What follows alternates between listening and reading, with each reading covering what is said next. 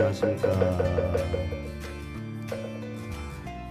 불교학개론 6권에 해당이 되죠. 6권 제7회차.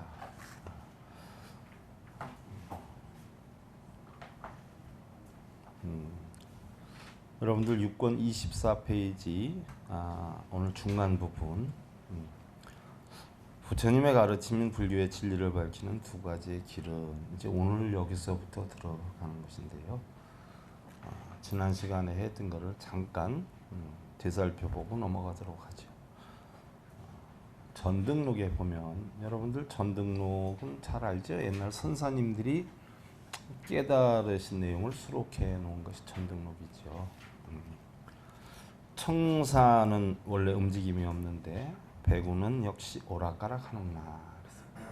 청산, 백운. 청산은 원래 움직임이 없는데 백운은 역시 오락가락 하는구나. 여기 무슨 뜻이 담겨 있을까요? 푸른 산은 움직임이 없잖아요. 근데 구름은 오락가락 한단 말이에요. 바꿔놓고 얘기해 보면 청산은 여러분들 육신에 해당이 되는 색을 뜻하는 것이고, 백운은 여러분들 마음에 해당이 되는 수상행식을 뜻하는 거예요. 좀 더 깊이 있게 들어가 볼까요? 청산은 여러분들 본성에 해당이 되고, 백운은 여러분들의 중생성에 해당이 된다. 구름이 아무리 오간다라고 하더라도 하늘에 물들거나 산에 물들진 않아요.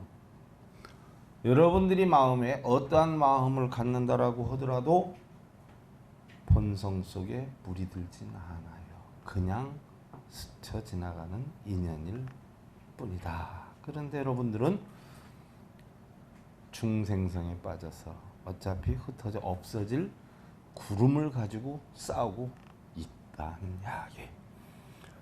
너무나 분명해서 깨달을 법이 없나니.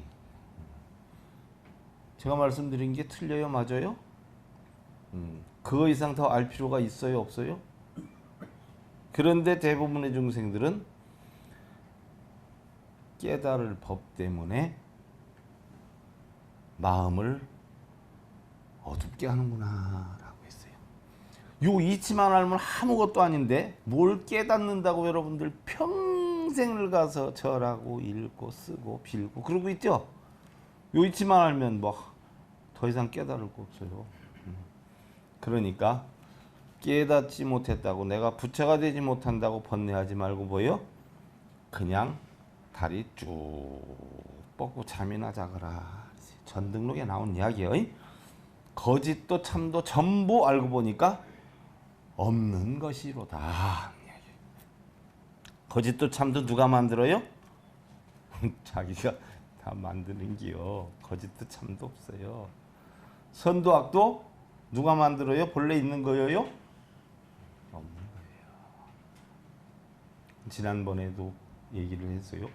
요즘 우리 강아지들이 진드기들이 많이 없어. 그래서 내가 보면 수시로 떼주기도 하고 뭐 약도 뿌려주는데 이 녀석들이 약 뿌리면 기겁을 하고 도망을 가요. 그런데도 어떻게 됐든 조금 신경을 쓰니까 조금 없어졌어. 눈에 보이는 건 내가 이렇게 왔다 갔다 하면서 해주기도 하는데,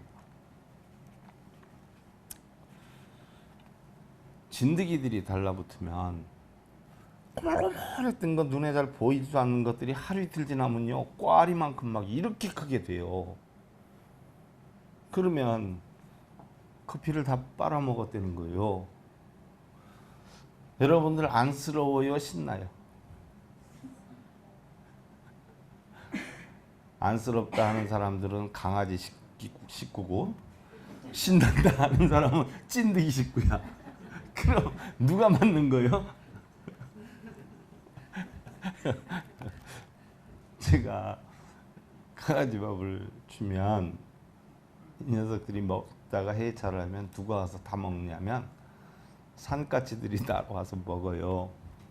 처음엔 내가 아이 놈의 새끼들하고 쫓았어. 그 순간 어느 날 갑자기 딱 뒤돌아서는데 뒤통수를 딱 때리는 게, 내가 산까치를 키우고 강아지들이 다른 집 깨다라고 하면 내가 산까치를 쫓았을까요? 강아지들을 쫓았을까? 그러니까 주객이라고 하는 것도 내가 어느 쪽 편에 서서 보느냐에 따라서 다르고, 선악이라고 하는 것도 내가 어느 관점으로 놓고 판단하느냐에 따라서 달라. 그러니까 세상에는 선악도 없고 주된 것도 객인 것도 없는 거예요. 단지 내가 어떻게 판단하느냐에 따라서 달라. 그래서 어떤 사람이 아기를 데리고 가는데, 언젠가도 얘기 한번 했죠. 지나가는데 자기 아기보다 좀 큰 아기가 툭툭 치고 장난을 쳐. 그러니까 자기 아들이 굉장히 불편해. 그러니까 그 엄마가 뭐라 그래? 야, 너는 큰 놈이 왜 동생을 그렇게 괴롭히냐? 하면서 걔를 야단을 쳐요. 근데 좀 더 가다 보니까 자기 아들보다 조그만 애가 와서 직접 하니까 귀찮게 하니까 이젠 또 뭐라 그래? 야, 넌 왜 조그만 애가 형한테 그러냐? 라고 얘기를 해. 그러니까 어느 관점에서 보느냐에 따라서 달라요. 여러분들 길에 횡단보도 같은 데 이렇게 걸어 다녀봐. 다녀보면 횡단보도 노란선보다 차들이 더 들어와 가지고 건너가는데 좀 불편함을 주게 하는 차가 있어. 그럼 그 차를 보면 뭐라 그래? 뭔 놈의 운전을 졌다 그래. 횡단보도가 있는데 하고 욕을 해요. 근데 자기가 운전을 해봐. 하다가 갑자기 신호가 탁 바뀌는데 자기도 모르게 브레이크를 잡았는데도 횡단보도까지 침입을 했어. 사람들이 막 뭐라 그러면 뭐라 그래? 아, 내가 일부 그러냐, 되게 그러냐, 그냥 가지 라고. 어느 쪽에 있느냐에 따라서 판단이 달라져요. 바로 이게 다 생각 하나의 차이다. 내가 옳은 것이 상대방도 옳은 건 아니에요. 내가 틀리는 것이 상대방도 틀리는 건 아니에요. 그래서 세상엔 선악도 유무도 부처와 중생도 없다. 지난 시간에 의상대사가요, 선묘와 헤어져 가지고 종남산 지상사에 들어갔어요. 그래서 화엄경을 공부하게 됐는데, 화엄의 종류가 몇 가지가 있다라고 해 있죠. 우리가 동진 때 불타발 다라가 번역한 34장의 60권 화엄, 또 특천무후 때 3장 실타남타가 번역한 36장의 80권 화엄, 숭복사 반야삼장이 입법계 품만 번역한 40화엄 세 가지가 있다라고 했어요. 근데 이 화엄경이 처음부터 제대로 완벽하게 이렇게 결집돼서 온 것이 아니에요. 따로따로 하나 이렇게 돼서 나중에 이제 집성이 됐는데 4세기경에 집대성이 됐다라고 하고요. 결집된 거는 중앙아시아 쪽에서 결집을 했다, 이런 기록이 남아 있어요. 그리고 화엄경 가운데 가장 오래된 것이 1세기, 2세기경에 성립된 십지품이다.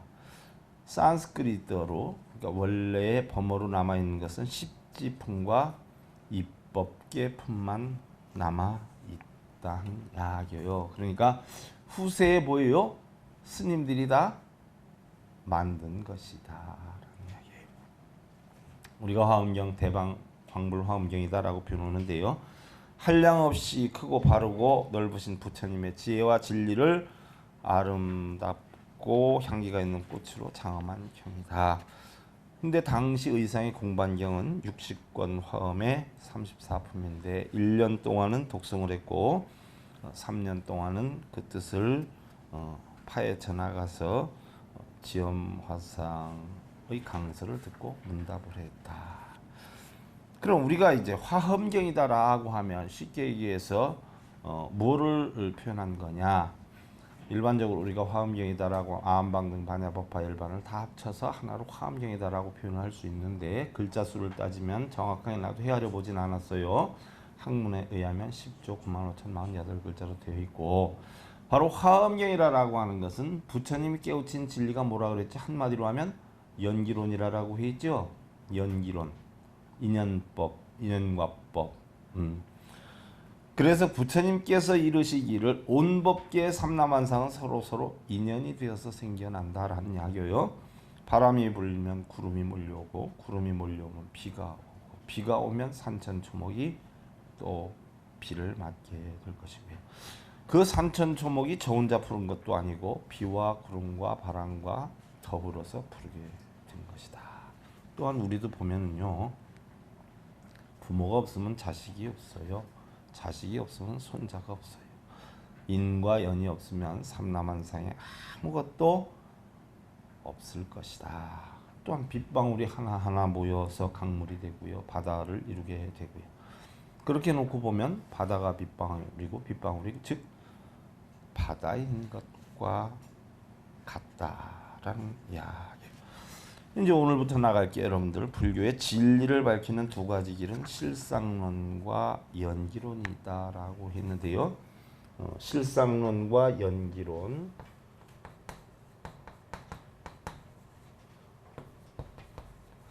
우리 불교를 크게 나누면 바로 두 가지로 나눠요. 그리고 진리를 밝히는 이치가 바로 이 두 가지 속에 있지요. 현존하는 모든 물체가 이게 다 뭐예요? 실상이에요. 현재 있는 모든 물체가 다 실상이에요. 여러분들 각자도 실상이에요. 결혼한 사람은 결혼한 대로가 실상이고 결혼 안 한 사람은 안 한 대로가 실상이에요. 이 실상이 예를 들어서 지금 일봉이가 있어요, 없어요? 있죠? 이게 실상이에요. 실제 있잖아요. 이게 실상론이에요. 그러면 일봉이 성질머리가 어때요? 내 성질머리가 어떻고 내가 어떠한 인간인가, 내가 또한 일반 사람과 자연과 어떠한 관계를 가지고 있는가, 현재에 있는 실상에 대해서 이러한 부분을 파헤치는 게 실상론이에요. 저놈은 성격이 어떻고, 저놈은 고집이 세고, 부모 관계가 안 좋고, 자식과의 관계는 좋고, 부부 사이는 별로더라. 요게 실상론이에요. 현재 존재하는 모든 유정, 무정의 만물이 어떠한 성질을 지녔고 어떠한 종류로 나뉘고 어떠한 관계가 있는가를 논하는 것이 실상론이에요. 그럼 연기론은 뭐냐? 일봉이가 과연 어떻게 변해가는가? 이게 연기론이에요. 나한테 욕을 하면 내가 어떻게 변해가고 나를 칭찬하면 내가 어떻게 변해가는가? 여러분들 부부 사이가 있어요. 부부 사이에 있는데 지금 결혼을 했어요. 그죠? 요게 바로 실상론이에요. 결혼을 했는데 아내는 성격이 어떻고 남편은 어떻고, 아내는 부모 형제 인연관계가 어떻게 형성이 되어 있고 남편은 어떻게 형성이 되어 있고, 아내는 어디에서 어떤 여건에서 자란 사람이고 남편은 어디에서 어떤 여건에서 자란 사람인가 라는 종류와 내용, 성질, 인연관계를 따지는 게 실상론이에요. 그러면 요것이 각기 다른 가정과 여건에서 형성된 사람이 만나서 결혼을 했어요. 그러면 자기의 생각과 사고가 옳다라는 사고 안으로 살다 보면 서로 맨날 싸워요, 안 싸워요? 싸우게 되죠. 그런데 서로 상대를 이해하고 입장을 역지사지로 바꿔 생각하게 되다 보면 싸움이 점점 줄어들 거란 말이죠. 어떻게 내가 부부관계의 인연을 맺어가느냐, 어떤 여건으로 행복하게 사느냐 불행하게 사느냐 라는 그 과정을 우리는 뭐라 그러냐? 연기론이라고 해요. 너무 간단하죠? 학술적으로 따져보면 머리가, 헤드가 뱅뱅뱅뱅 해요. 학술적으로 따지지 말고 실질적으로 따져보면 아주 간단해요. 현재 존재하는 모든 만물을 실상론이라 그러고, 바로 이것이 어떻게 변해가느냐 하는 것이 바로 연기론에 해당이 된다는 이야기예요. 자, 행복하다 불행하다, 처음에 여러분들 만날 때는 이 사람하고 살면 행복할 것이라 라고 해서 만났어요. 행복할 것이다 라고 해서 만났는데 행복만 유지해서 사는 사람도 없고 불행만 유지하면서 사는 사람이 없어요. 그럼 어떠한 인연이 형성이 되면 행복해지기도 하고 어떠한 인연이 형성이 되면 불행해지기도 한단 말이죠. 그 주체가 누구예요? 자기 자신이요. 인연에 따라서 바뀌어요. 어떠한 마음을 내느냐에 따라서 바뀌어요. 잠깐 비유를 들어봐요. 신랑이 늦게 들어왔어요. 술 먹지 말라 그랬는데 술 먹고 들어왔어요. 좀 화가 나요? 안 나요? 그 순간에 내가 지혜로우면 내가 하지 말라고 한 술을 먹고 들어온 신랑, 일찍 들어오라고 했는데 늦게 들어온 신랑의 모습을 안 보고 누구를 봐요? 화나고 있는 나를 찾아야 돼요. 왜 내가 화가 났는가? 그럼 신랑을 잡을 게 아니라 누구를 잡아야 돼요? 나의 화나는 부분을 뭐예요? 그걸 잡아야 돼. 그걸 찾아서 원인을 없애야 돼. 그것이 바로 부처님께서 명상을 했던 뭐예요? 윗바사나. 간단해요. 왜 화가 났는가? 신랑을 누가 봤어요? 눈이 봤지. 왜 신랑의 보이지 않는 모습을 보이고 보이는 모습만 볼까? 무슨 이유가 있으니까 그랬겠지. 사정이 있었을 거야. 얼마나 마음이 아팠으면 내가 하지 말라 소리를 했는데 그 얘기를 듣고도 저렇게 했을까? 그런 지혜의 눈을 밝히면 싸우겠어요? 안 싸우겠어요? 그거를 찾아서 화나는 나를 잡아놓을 때 요걸 갖다 우리는 윗바사나라고 그러는 거예요. 상대방이 왜 화가 났었을까? 직장에 어려운 일이 있었을까? 얼마나 속상했으면 저렇게 했을까? 내가 조금이라도 더 풀어줘야 되겠네?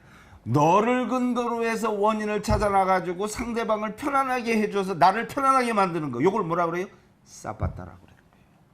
부처님의 명상 두 가지예요. 윗바사나 사바타. 그거 외에는 없어요. 참선이라 가부좌 들고 이목고. 이건 부처님법 아니에요. 이목고 하면 가정이 편안해져요? 내 마음이 편안해져요?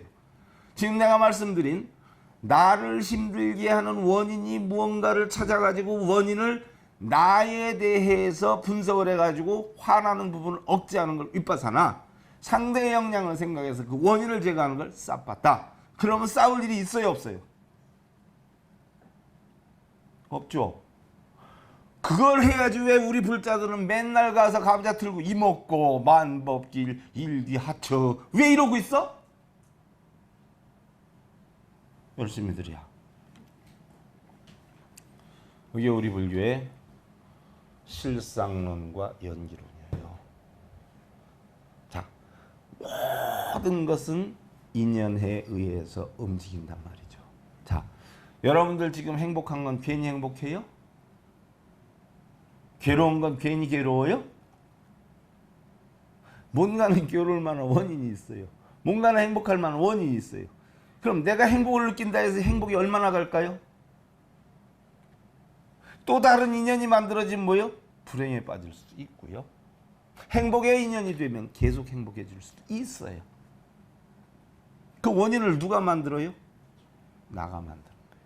각자 자신이 만드는 거예요. 상대가 만들어줘 상대한테 빌면서 고치라고 할 것도 없고, 남편이나 아내가 만든다고 해서 남편이나 아내한테 빌어서 고칠 것도 없어요. 내가 만들어 나가면 되는 거예요. 실상과 연기론이에요. 우리는 모든 것이 원인 없고 인연 없이 과가 오질 않아요. 이것을 우리 불교의 연기법 또는 인연과 법이다 이렇게 표현해요. 그래서 실상과 현상으로 나타나는데, 연기론은 뭐예요? 현상이에요. 부부싸움을 했어요. 화가 나서 있어요. 그럼 아까 행복했던 건 없어졌어요. 화나 있는 모습만 보이는 거예요. 그게 다시 실상론이 되는 거예요. 그럼 요걸 계속 화가 나서 가느냐, 요걸 어떻게 풀어야 되느냐, 그 인연에 따라서 또 바뀌죠. 그럼 그것이 현상이 되고 화나 있는 것이 뭐예요? 실상이 돼서 공으로 돼버리는 거예요. 이것이 계속 반복하면서 이루어져요. 그래서 비가 오면 물이 어떻게 돼요? 흐르기도 하고 스며들기도 하고 내로 가고 강으로 가고 바다로 가고 수증기가 되고 구름이 돌고 도는 요거를 윤회라 그러는 거예요. 그래서 우리의 마음이 지옥에도 가 있다가 극락에도 가 있다가 아기가 되고 축생이 되고 수라가 되기도 하고 인간이 되기도 하고 우리의 마음이 요랬다 저랬다 도는 것을 우리는 윤회라 그러지 죽었다 다시 태어나고 죽었다 다시 태어나고 이거를 윤회라고 하지는 않아요. 또 죽었다 태어났다 하는 것도 뭐요? 우리가 죽으면 육신과 정신이 어떻게 돼요? 지수화풍으로 다 돌아간단 말이죠. 마음은 허공으로 가고 육신은 지수화풍이 돼요. 그럼 내 본체가 그대로 움직이는 게 아니라 그 분자 원자들이 어떻게 돼요? 계속 없어지지 않고 인연 따라 돌고 돌죠. 그 찌꺼기들이 돌고 도는 걸 우리는 윤회라고 하지. 나라고 하는 이 육신의 덩어리가 그대로 죽었다가 다시 뭐 소가 되었다가 돼지가 되었다 이렇게 태어나는 것이 윤회라고 하지 않아요. 무슨 얘기인 줄 알겠죠? 자, 이제 좀 구체적으로 이제 법성계로 들어가면서 이걸 알고 넘어가야 되기 때문에 자, 의상 스님이 꿈을 꿔요. 9년을 공부를 했어요. 그리고 9년을 공부하는데 꿈을 꿨는데 한 선인이 나타나 가지고 그대가 공부하고 깨달은 바를 반드시 책으로 저술해서 중생들에게 베풀어 줌이 마땅하지 않겠는가 하는 꿈을 꿔요. 또 두 번째 꿈은 화엄경의 선제동자가 나타나서 화엄경의 선제동자는 40화엄 입법계 품에 나오죠. 53선지식 만나서 나중에 보현보살을 만나가지고 보현의 행운을 가르침을 배워서 깨달음 얻는 거죠. 그 선제동자가 머리가 총명해지는 그런 약을 10여 제 정도 주는가 하면 세 번째는 푸른 옷을 입은 청이동자가 화엄의 도리를 나타내는 그런 비결을 가르쳐주고 사라졌다라고 해요. 의상이 꾸멍꾸멍하고 있다가 지엄화상한테 그런 얘기를 해요. 마침 지엄화상도 네가 공부한 바를 책으로 한번 써보면 어떻겠냐 이런 생각을 하고 있는 찰나에 의상이 그런 얘기를 하니까 바로 잘됐다. 나도 사실은 책을 만들어라 하는 꿈을 꿨는데 나는 한 번을 꿨고 너는 세 번을 꿨으니까 차라리 자네가 만드는 것이 좋지 않겠느냐. 그래서 의상대사에게 책을 쓰라고 하죠. 그래서 의상대사가 대승장 10권을 엮어가지고 지엄화상한테 올려요. 그랬더니 지엄화상이 말이 너무 난잡하고 많고 핵심적인 것이 없다. 그러니까 이것을 다시 지었으면 어떻겠냐 하고 불에 태워라. 그래. 그래서 촛불에 불을 지펴가지고 태웠어요. 태웠더니 여러분들 책 같은 거 이렇게 묶어놓으면 한꺼번에 잘 안 탑디다 그러지 않아요? 조각조각 내야지. 이렇게 태우다 보니까 타담한 것들이 있어요. 그래서 이상하다. 이게 왜 그럴까 해가지고 타담한 것들을 이렇게 수집을 했어. 수집을 해서 보니까 대략 210글자가 남아요. 그래서 지엄화상한테 가서 묻지요. 스님, 촛불에 태우다 보니까 이거는 타지 않았는데 이 남은 거를 제가 수집해 보니까 대략 210글자 정도가 됩니다. 라고 말씀을 드려. 그러니까 지엄화상이 그러냐? 그러면 그걸로써 한번 글을 엮어보거라 라고 표현을 해. 그래서 그 210글자를 가지고 의상대사가 고민하고 고심하다가 그것을 바로 꿰뚫어 맞춰서 꾸미게 돼요. 이것이 바로 77쪽 7글자씩에서 39절을 만들어요. 이것이 바로 뭐냐? 의상조사 법성계예요. 이 법성계를 그냥 글자로 만든 게 아니라 바로 뭐예요? 글자에다가 도표를 만들어 가지고 바로 해놔. 그것을 갖다 우리는 뭐냐? 화엄 일승 법계도라 이렇게 표현을 해요. 여러분들 그래서 불교학개론 26페이지에 보면 자 가운데 보시면 법자가 진하게 돼 있어요. 거기에서 줄을 따라 선을 그어보면 법성 원흉부 이상 제법부동 본래적 무명무상 절일체 글자 따라 쭉 도표를 그려보면 바로 어떤 모양이 나오느냐 요런 모양이에요. 요런. 이게 화엄일승법계도요. 이게 해인산매도라라고 하지요. 이게 바로 화엄일승법계도야. 한 군데도 겹치는 데가 없어요. 210글자가 차례로 돌아 법자로 시작해가지고 무슨 자로 끝나느냐? 불자로 끝납니다. 불자로. 이게 화엄일승 법계도야. 이게 바로 무슨 뜻이냐? 세상의 모든 이치는 전부 인연에 따라 과가 일어난다. 바로 연기법이다 하는 이치를 여기에다 설해 놓은 것이에요. 자, 여러분들 제 얘기 잘 들으셔야 돼. 스님들이 입는 카시아 원래 범어로 옷이라고 그래요. 카시아. 이 카시아가 몇 종류가 있어요? 애기들 젖을 먹이면 밥을 흘리지 않아요? 그러면 턱받이를 이렇게 해놓잖아. 바로 이 가시야도 턱받이처럼 생긴 게 있어. 이렇게 목 두르고 앞에 이렇게 사각형으로 돼서 이렇게 딱 끈으로 매는 거. 이게 오조 가시야야. 오조 가시야인데 가사라고 우리는 이렇게 표현해요. 가사. 오조. 왜 오조예요? 5조각으로 돼 있어요. 오조에서부터 전부 조각을 짝수로는 절대 안 해요. 홀수로만 해요. 제가 지금 입고 있는 게 뭐냐? 7조 가샤예요. 7조 가샤. 이 조각이 몇 개예요? 하나, 둘, 셋, 넷, 뒤로 3개. 7조각이에요. 그래서 이걸 7조 가샤라고 그래요. 그래서 요거보다 좀 큰 게 9조, 11조, 13조, 15조, 17조, 19조, 21조, 23조, 25조까지 있어. 전부 홀수로 돼 있어요. 조는 뭐예요? 조각조자예요. 스님들이 낙발염이라고 하지 않아요? 염의. 염색한 옷을 입은 거. 옛날에 이거 다 먹물로 염색을 했어요. 여러분들 칼라 있는 거 버리면은 주워다가 백반 넣고 먹물 넣고 다 삶았어요. 그래서 염색을 했어.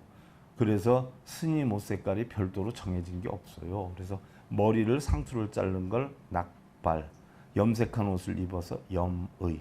차도 여러분들 회색차가 때가 제일 안 탄다 그러대. 옷도 뭐에 때가 제일 안 타는 게 회색 종류지요. 그래서 요거보다 때 타도 조금 검해지고, 그러지 않아요? 검해진 것도 또 먼지 묻으면 약간 허해지고, 그러니까 맨날 이 색깔로 입는 거예요. 그래서 염의다 이렇게 표현하는데, 운수납자라는 용어가 있죠. 운수납자. 뭐예요? 운수. 구름 운자, 수행할 숫자.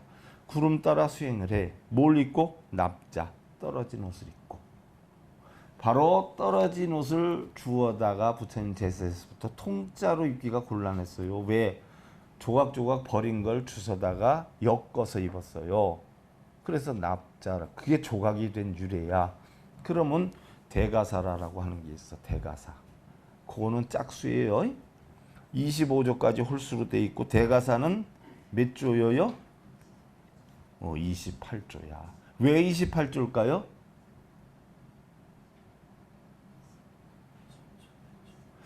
탐진치를 하고 걱정근심 번뇌하는 게 전부 우린 어디에서 나와요?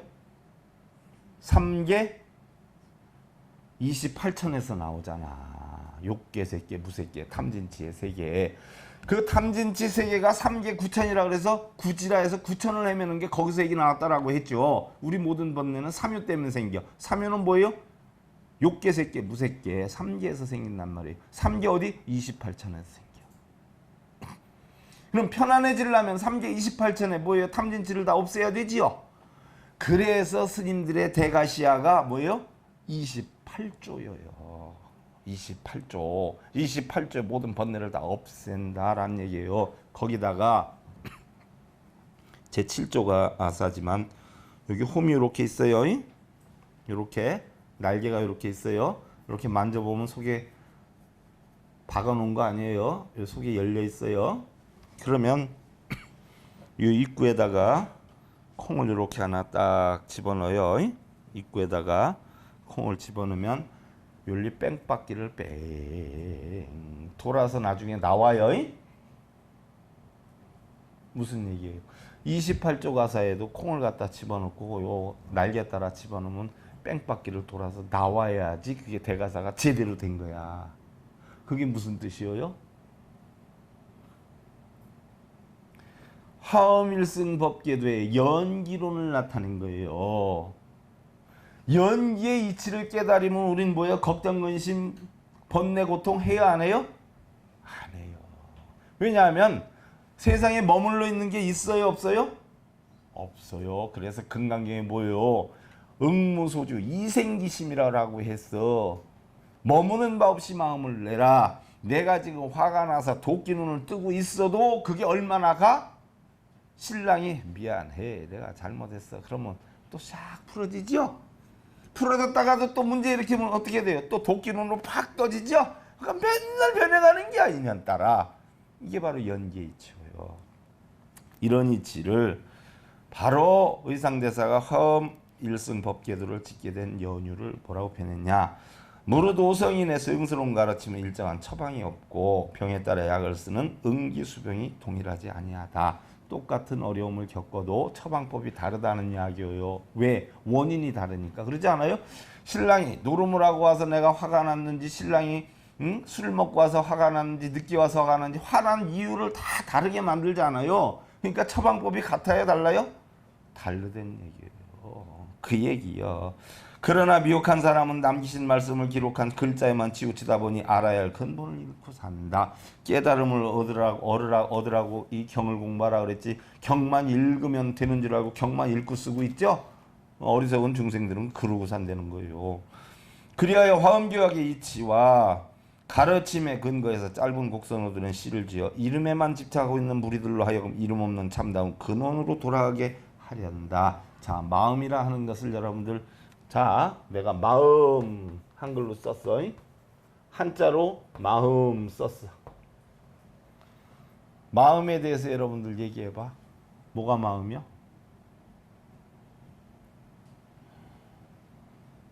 마음에 대해서 표현을 해봐. 어떻게 생기고 이게 무게가 얼마나 되고 할 수 있어요, 없어요? 그 얘기를 하는 거야.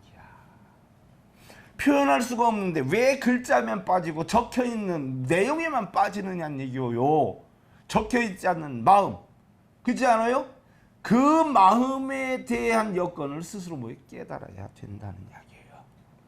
그래서 이 시를 읽는 법은 법자로 시작을 해서 굴곡으로 돌아가면 나중엔 부처불자로 끝나게 된다.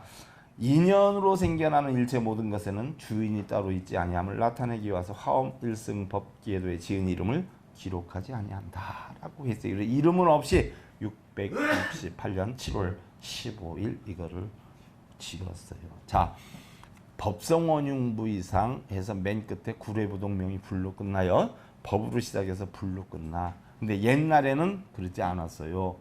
구례부동명의불, 구례부동명의법, 구례부동명의승, 구례부동명의불, 구례부동명의법, 구례부동명의승 해서 불법승을 다 했어요. 그러다가 이건 아니다. 의상대사의 가르침과 완전히 잘못된 거다. 자, 부처님도 뭐예요? 법을 깨친 분이고 법에 의해 살았어. 그래서 법이 먼저로 가야 돼. 불이 먼저가 아니야. 바로 뭐예요? 법에 의해서 세상을 살다 보면 나중엔 뭐예요? 그 법의 이치만 알면 부처가 된다 하는 뜻이 돼. 그래서 법성원흉 무이상으로 시작해서 맨 끝에 구례부동 명의불 법성이다 하는 것이 둘이 아닌 줄 알면 무이상, 둘이 아닌 줄 알면 바로 한순간에 한 발자국도 안 움직이고 부처가 되는 것이다 라는 뜻이 담겨 있어요. 그래서 화엄경 10조 95,048글자의 핵심은 간단하게 14글자로 딱 끝나버려요. 법성원흉 무이상의 이치만 알면 구례부동명의불 한 발자국도 안 움직이고 우리는 다 부처가 된다는 이야기예요. 그 이치를 알고 오늘 이 시간 끝나고요. 다음 시간에 이어서 계속 드리겠습니다. 여러분들 연기법의 이치 알아서 신랑도 항상 좋은 사람도 항상 나쁜 사람도 아니고 나 역시도 항상 행복한 것도 불행한 것도 아니다라는 이치를 알아서 자기가 조율만 잘하면 늘 행복한 사람으로 좋은 신랑으로 만들어 살 수가 있어요. 여러분들의 지혜야 행복 찾으시길 기원드리면서 이것으로 마치겠습니다. 감사합니다.